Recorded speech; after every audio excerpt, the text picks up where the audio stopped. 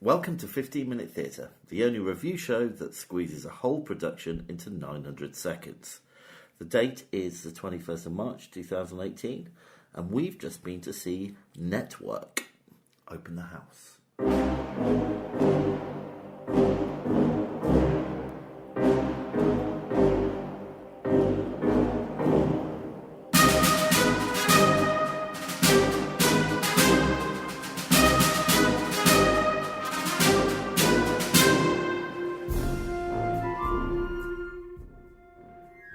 Yo, yo, Vic.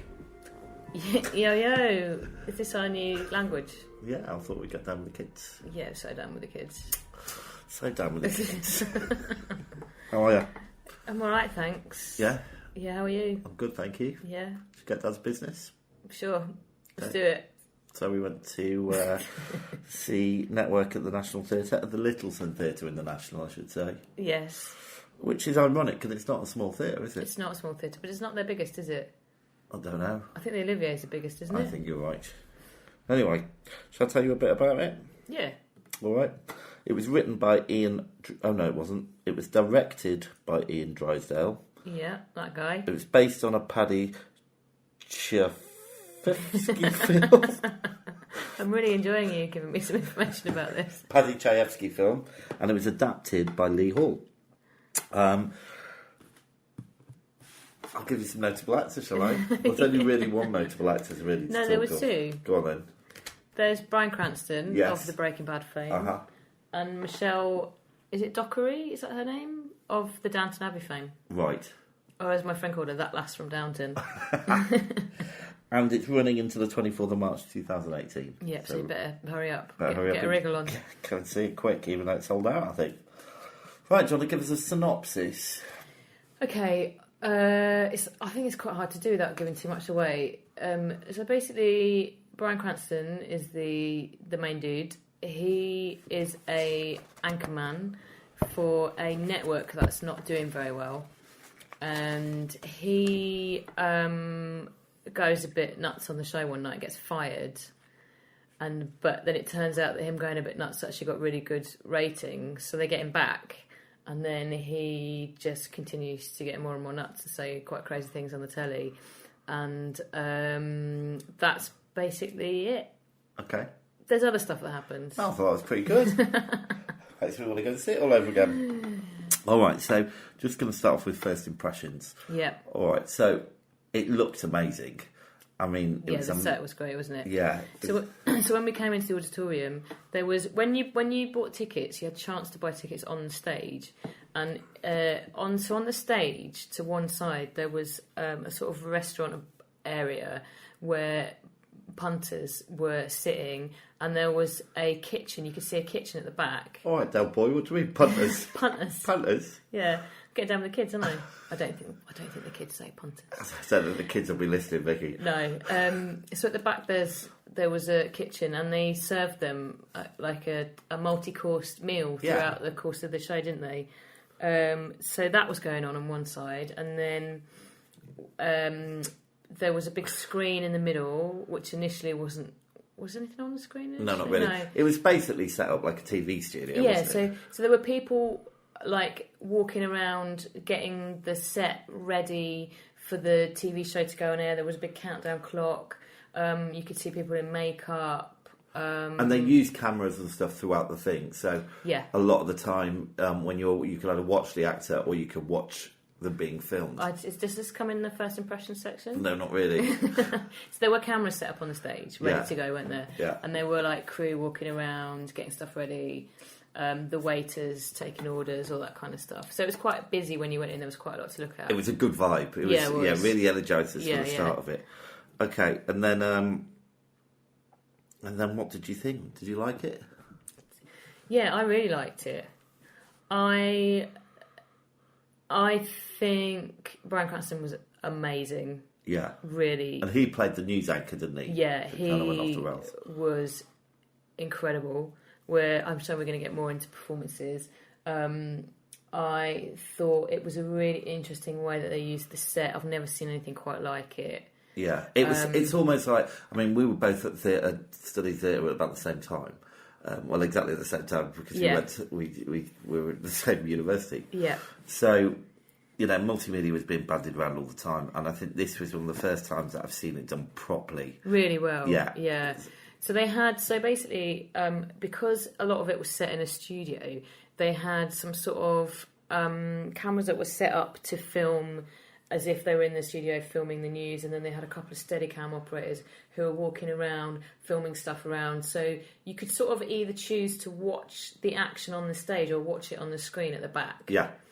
And they even went and filmed outside at one point, which I thought was great. Yeah, which I thought was so well timed because they walked. A couple of the actors walked from outside being filmed, and then they into the stage and into the restaurant, and it was seamless. And that was brilliant. I really enjoyed that. Yeah. And I did. I liked it. I think my major beef with it, if I'm honest, it's a 2-hour play, and they didn't give us an interval, which is a bit mean. And I just don't understand why they didn't. I can understand keeping the momentum going and stuff like that, but I don't think it would have lost anything by us having a break. And I rapidly started losing interest. Did you?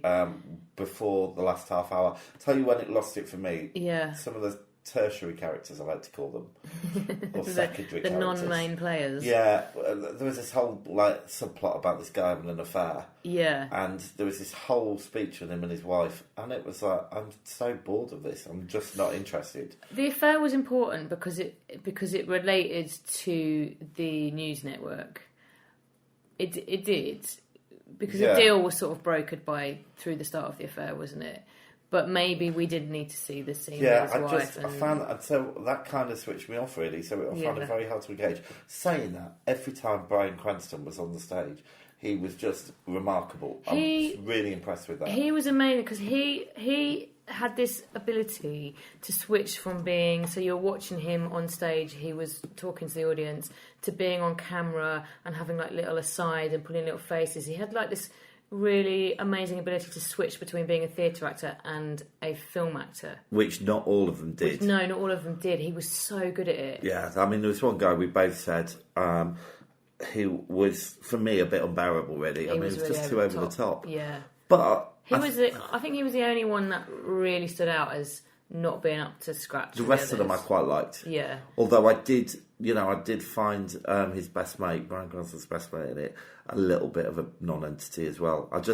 He didn't really do anything for me, but I don't know if it was because every time Cranston was on the stage, he kind of sparkled with a charm that you wanted to watch. Yeah. He was very watchable. He was amazing. He was absolutely amazing. And the message was great, and I loved the story. Yeah. I tell you what, maybe as well, is I've seen recently a film called Christine, which was Christine the Car, the Stephen King film. I'm afraid not. It's about a woman who was on TV in the 70s. This sounds rubbish compared to news anchor who committed suicide live on TV. Oh, okay, I take it back. Yeah. So, it kind of had similar overtones to that. Yeah.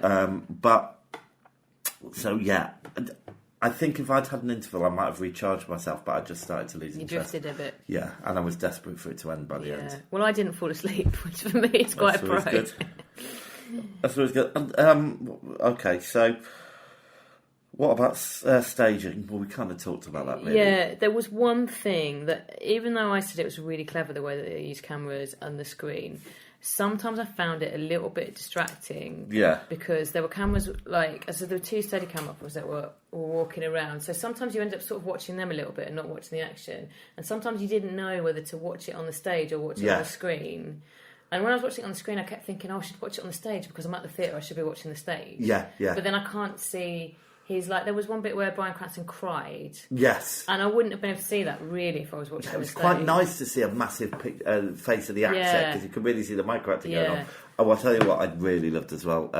So there was a scene where the two guys, the man and woman were having the affair. Yeah. And they went into the restaurant, Oh, and then the restaurant obviously just changed into them being at home. Yeah. And they started having sex right next to all these people who were sat on the stage.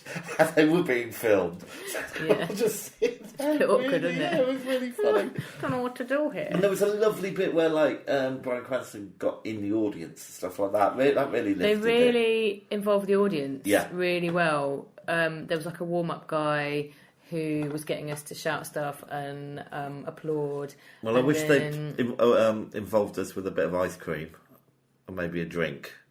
You always want an interval, don't you? I don't usually care about an interval, but I just think it was too long to go James without just it. really wanted an ice cream and he couldn't get one, so he's going to down-rate the whole play.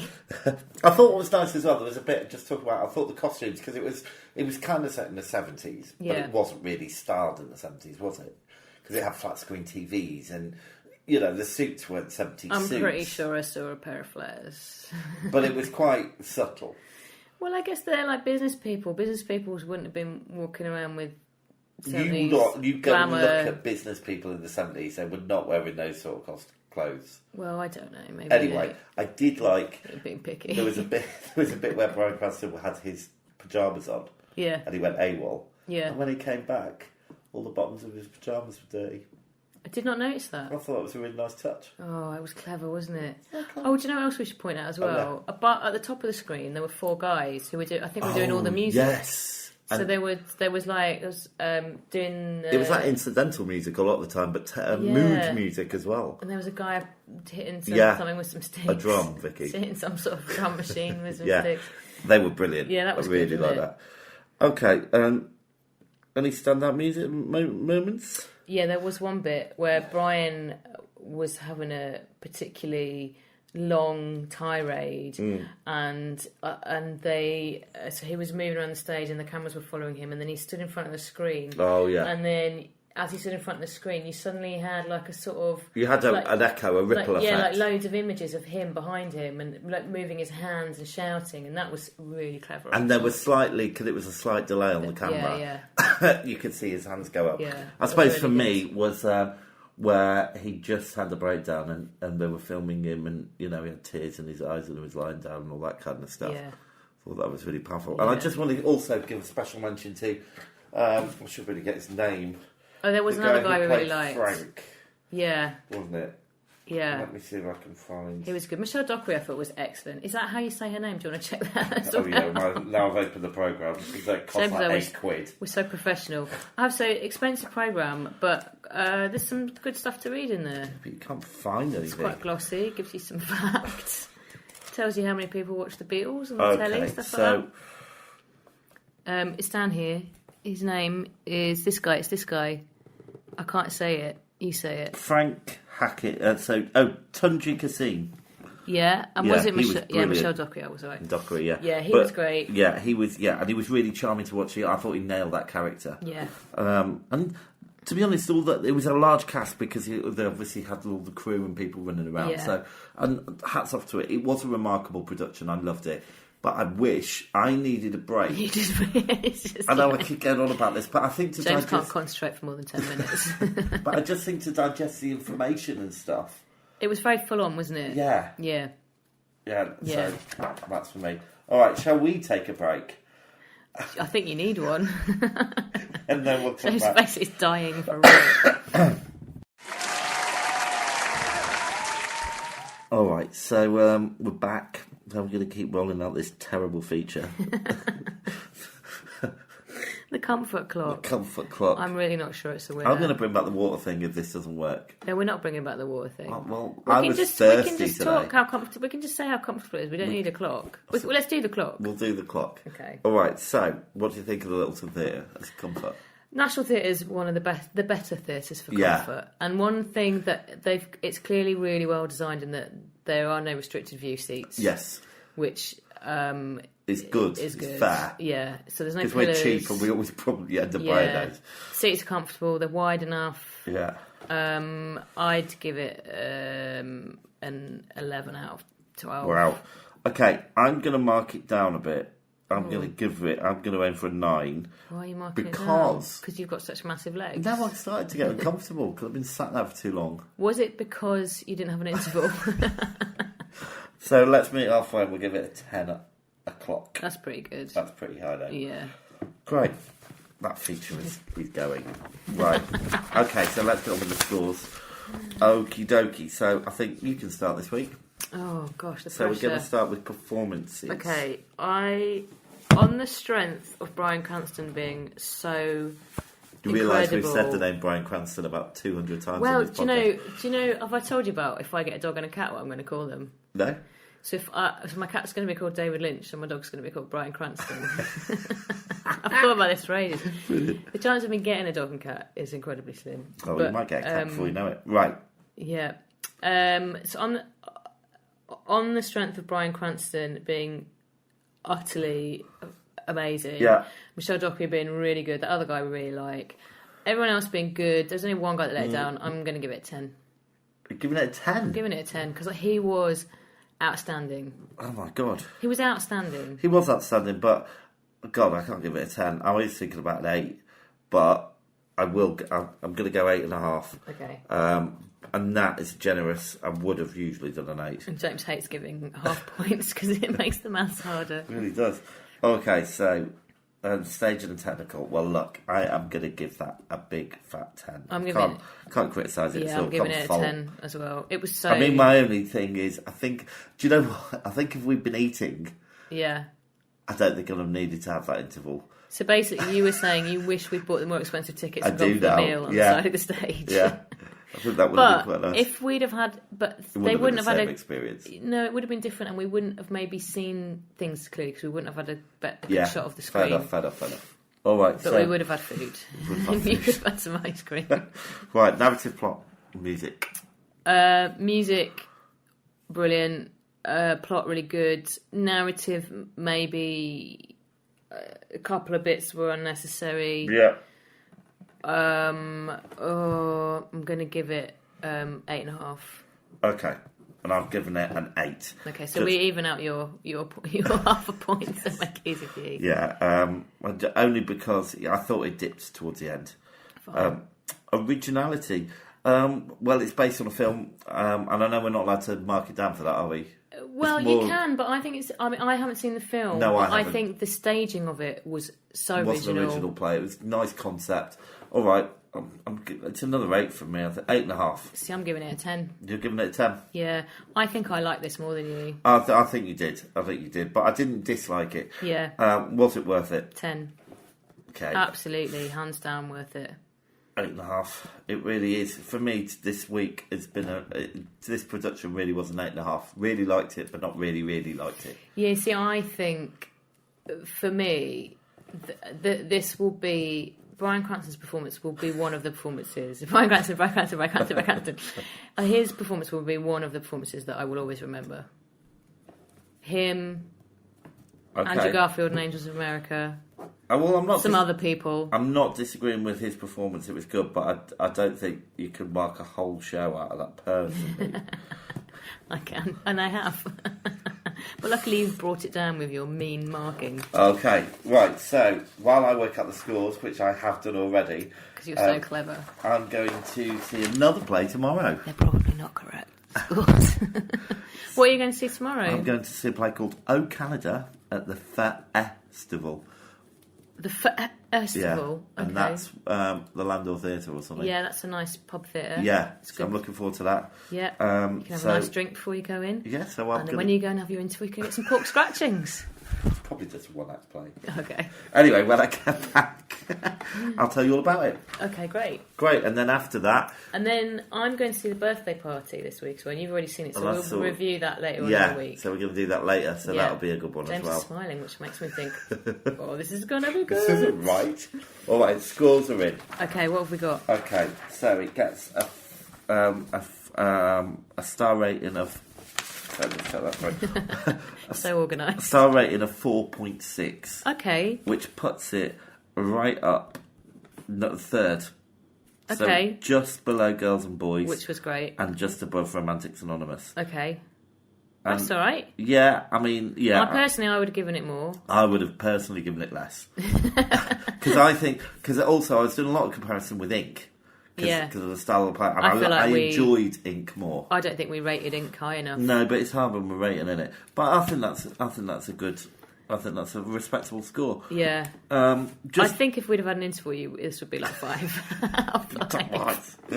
If I could have had an ice cream, I would have given it all 10. But I think we can both agree that Bryan Cranston was Good really one. Well done, Bryan Cranston. Well done, Bryan Cranston. We'll be tweeting you with our links to our show. Yeah, please listen to this. Please, can you share it? Bryan Cranston. Bryan Cranston. And everybody else. Share it and I'll buy a dog and name it after you. Oh, Vicky, that's a bit about. Oh. It does it to us every time. I know. I don't know why we're surprised.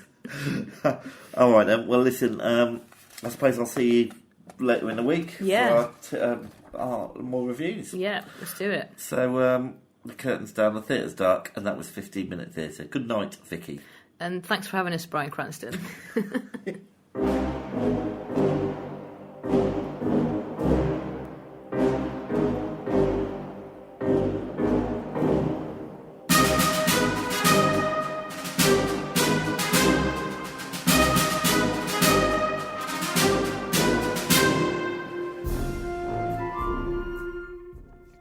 If you're brave enough to have your theatre production reviewed, please contact us at 15minutetheatre@gmail.com.